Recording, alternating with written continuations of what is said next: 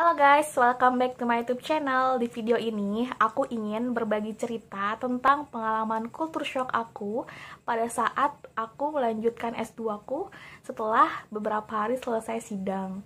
Jadi, tonton terus videonya sampai selesai. Jangan lupa like, comment, dan subscribe.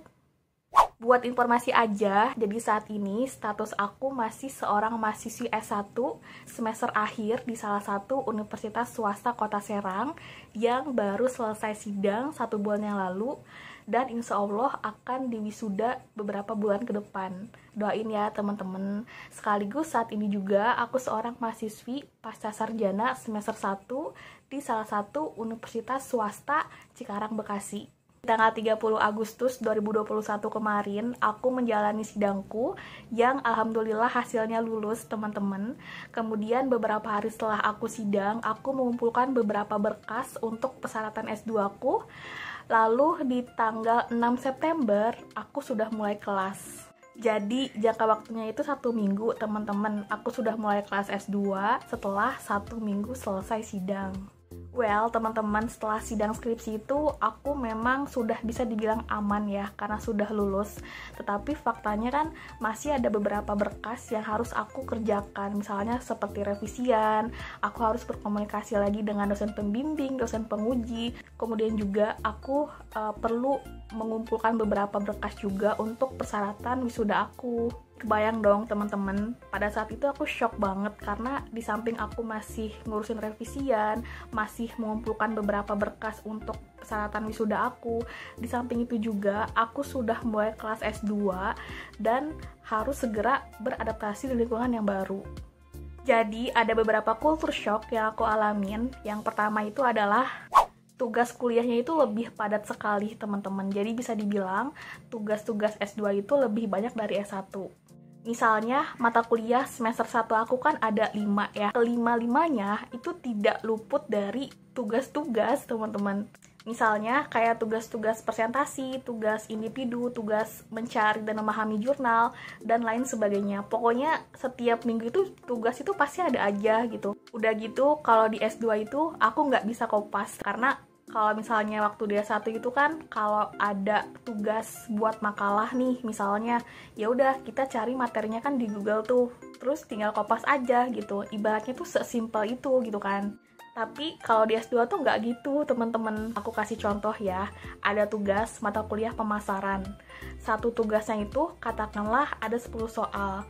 Nah, satu soalnya itu berbentuk kayak ada studi kasus, dimana untuk menjawab studi kasus itu harus berkaitan dengan teori dan juga harus berkaitan dengan apa yang aku alamin di kehidupan sehari-hari gitu, tentang pemasaran itu. Jadi aku bener-bener nggak bisa kopas. Untuk menjawab soal itu, aku perlu memahami dan menganalisis juga. Dan aku kaget waktu itu teman-teman. Aku mikir kayak, oh jadi tugas-tugas S2 tuh kayak gini ya.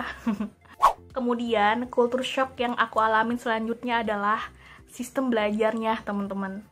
Sistem belajarnya itu misalnya dari waktu ya. Jadi pada saat S1 aku pernah mengambil kelas malam dari setengah 7 sampai dengan jam 9 malam.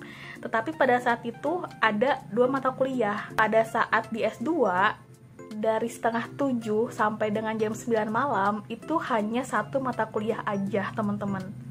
Dan teman-teman mahasiswa S2 itu kayak dituntut harus banyak-banyak diskusi karena memang kebanyakan yang dipelajari itu studi kasus juga gitu kan.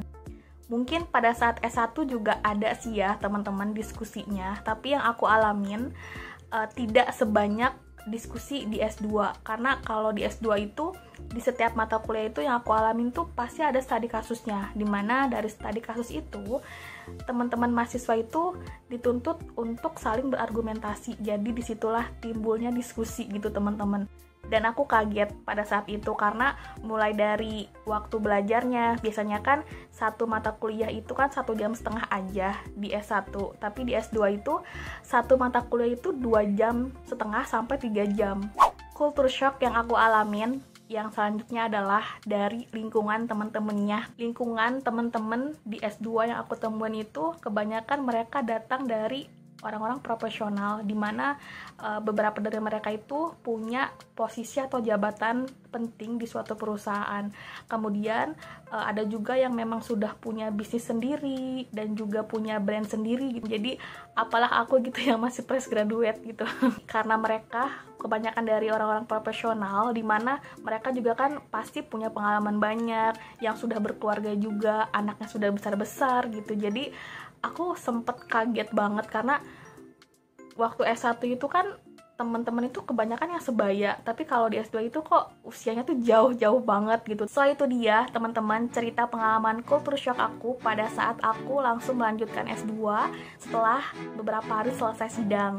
Semoga video ini bermanfaat, dan buat teman-teman semuanya yang mau kayak aku langsung melanjutkan S2, aku doain semoga disegerakan, dipermudah, dan dilancarkan ya, amin. By the way, doain aku juga ya teman-teman, semoga studi aku lancar, amin. Oke, see you in the next video, bye-bye.